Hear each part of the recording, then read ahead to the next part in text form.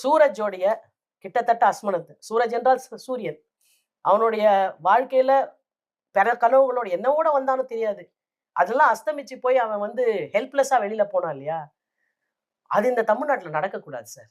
வந்தாரை வாழ வைப்பது நம்முடைய தமிழகம்.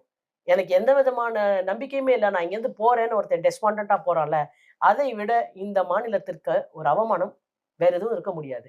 அதனால இங்க வந்தவங்க யாரா இருந்தாலும் அவர் வாழ்வார்கள். இங்க வந்தவங்க பாதிக்கப்பட்டவங்கன்னா அவங்களுக்கு நீதி கிடைக்கும்.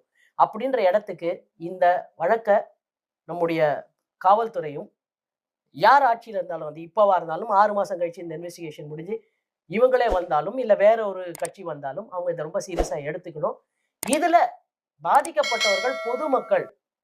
அந்த பொதுமக்கள் இந்த மாநிலத்தை சேர்ந்தவர்களாகவும், எந்த மாநிலத்தை சேர்ந்தவர்களா இருந்தாலும், அவங்களுக்கு புரொடெக்ஷன் உண்டுன்ற ஒரு அஷ்யூரன்ஸ எந்த அரசாக இருந்தாலும் அத தரணும் அப்படின்றது தான் உங்கள போலவும் என்னை